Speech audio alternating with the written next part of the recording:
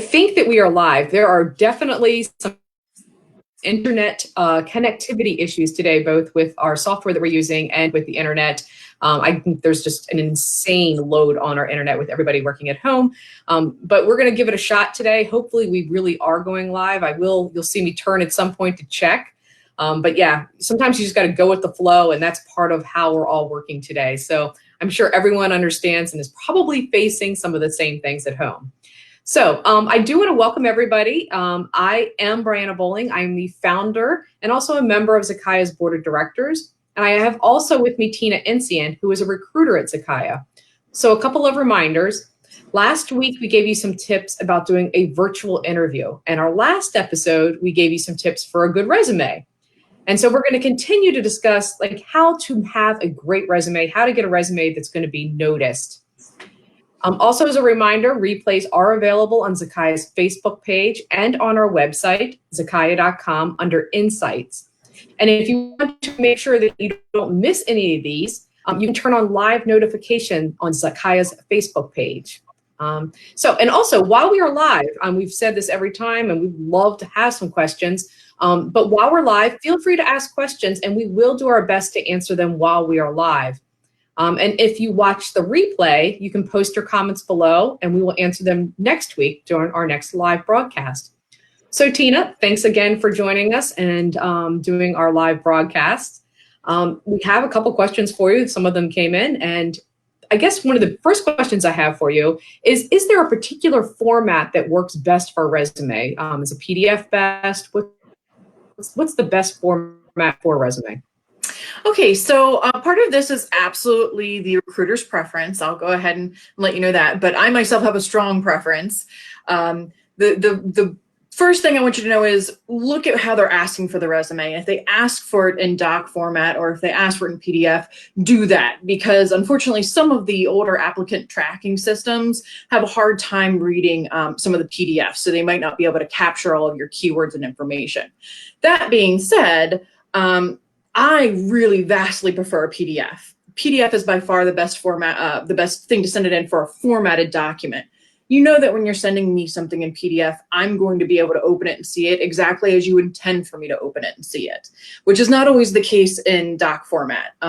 Sometimes different versions of Word or different word settings, I might open it and what you had all nicely on one page is now spread over 2 pages, or it has a really hard time with keeping it on 1 page for me. So a lot of times I'll be looking on a laptop and it wants to split into 2 pages, and that's minuscule. So I have to, spend time fiddling around with settings in order to be able to start to read your resume. So it's much easier if it's in PDF, if it's not said anywhere else that they specifically want it in doc format.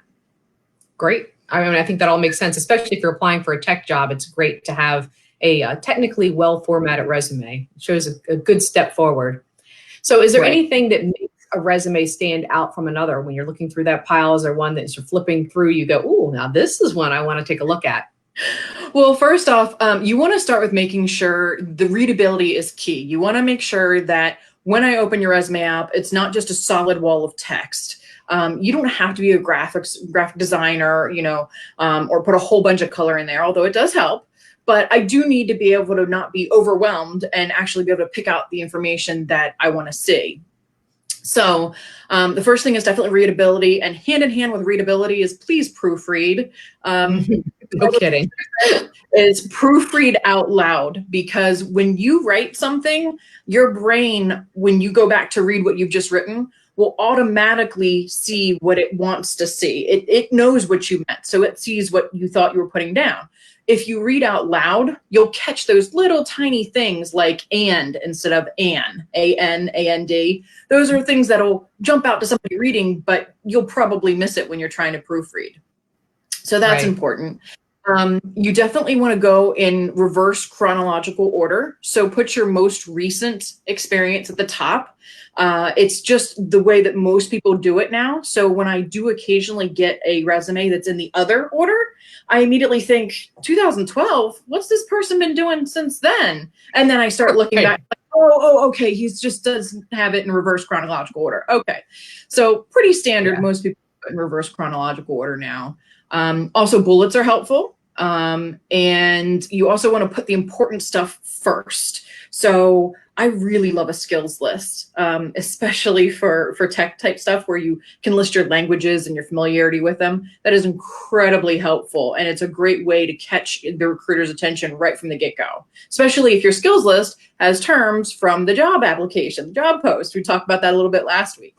So those are all really great ways to get my attention and, make it easy for me to be interested in you and want to, follow up with a conversation.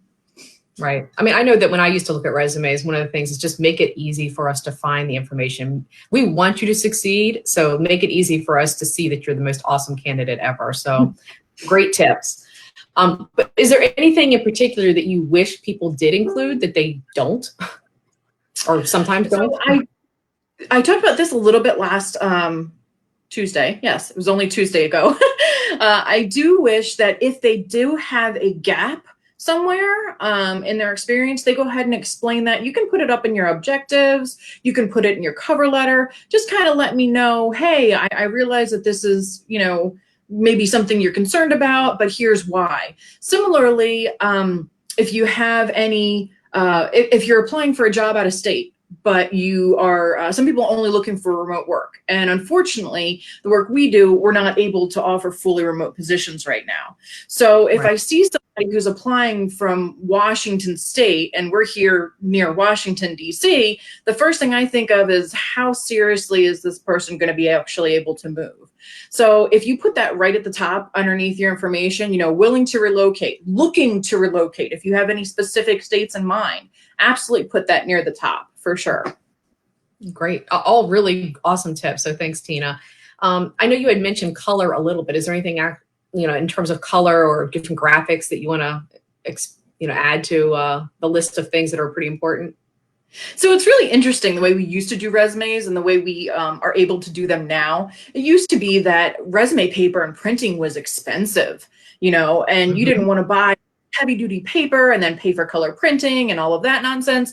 But now we do everything via computer. So it's a great opportunity if you have the skills and the time to kind of show off, make it a little interesting. It doesn't have to be, the most professionally designed thing ever, but just a little bit of color here and there, especially like on your skills list. There's a great example that I found that unfortunately we weren't able to put on your screen today during this cast, but we're going to put it in the comments with some more tips and tricks there. But in that resume, the skills list is actually white type font on blue bubbles. And it immediately catches your attention. It lets me know right from the get-go, this is what you can do. This is what you're comfortable in. And it draws the eye. It draws the eye down the page and makes me want to continue reading. So those little tips and tricks. And like I say, it's kind of hard to explain when we're not showing you an example. So we will put an example for you in the comments that you can kind of see what we're talking about.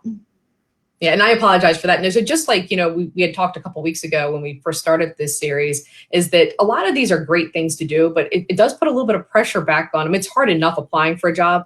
And so what we don't want you to think is that you have to have every single one of these items. There's no way you're going to get a job. That's not true. We're just trying to give you some things to kind of put you ahead of the game. But certainly nobody expects you to do all these things. And certainly like we're doing this today, this is outside of our comfort zone, things that we're not used to doing. And so Tina mentioned that we wanted to put resumes up to show you. Well, we can't figure out how to do it. So we're working on that. And so, but we know you're still tuning in and still learning from us too. So we understand that from you when you send a resume to us. So last thing I just wanted to ask is that everybody's, most people are a member of LinkedIn and GitHub and all those different things. Is that something that they should put on their resume, or is that something that's just not that important to include? Absolutely. Please include any type of portfolio, LinkedIn profile, or if you have a personal website, especially if it shows off your skills. The keyword is here, just make sure that it's professional and that it's sharing what something that you want us to see. Don't share your personal website that has nothing to do with the job that you're applying for. But I mean, an about you section in your professional website is fantastic. That helps me get to know you. But having a portfolio, especially a GitHub portfolio, or, if you have done web design in the past, if you have an online portfolio that shows the different websites that you've done, that's fantastic. That could be the difference between me going, oh, they've only got 2 years of experience. We're looking for 4, and that may not be enough. And me going, oh, they've got 2 years experience, but look at what they've done in these 2 years. That's really impressive. So that's for sure helpful. And like you said, Brianna, these resumes don't have to have all of these things. Right. I'm going to read a resume no matter what. I'm going to read every resume and make sure, because I'm looking for quality talent, and I don't want to miss that. But these are just things that help me remember your resume. And if I remember it, then it's easier for me to kind of get excited about you and talk to you about the hiring managers and have the hiring managers get to know you. So these are the kind of things of just, if you can't do it, that's understandable, that's fine. But if you really want to set yourself apart, these are little tips you can try. Excellent. I mean, I think you bring up a good point. What we're looking for is a quality candidate. We're not looking for somebody necessarily who's the best at making a resume. We're not hiring resume writers. We're hiring good software developers and good engineers. So, we definitely understand that that may not be your forte, and that's okay. But we do want to give you some tips to help you get better, just like anything that we do. We keep trying, and we keep trying to get better at everything that we do. So hopefully today's interview did come across clearly. We have no idea until we finish. And so we're hoping the internet did hold through and that you did get to see this. If for some reason it is all garbled, we promise we will do a replay. We will redo this, and we will post it with a clear internet connection when the internet comes back up a little bit nicer. In the meantime, we are going to be back again next week. We're going to be here every Tuesday and Thursday at 3 o'clock on our Facebook page. So tune in for some more tips and tricks. And if there's anything in particular having to do with employment, certainly let us know via the comments and email, reach out via phone, whatever it takes to reach out to Zekiah. We're here to help during this time of crisis and trying to figure out how to be employed in this new work environment. So thanks for tuning in. Thanks for joining us, Tina. And we will see you guys next week. Thanks. Bye. Till next time.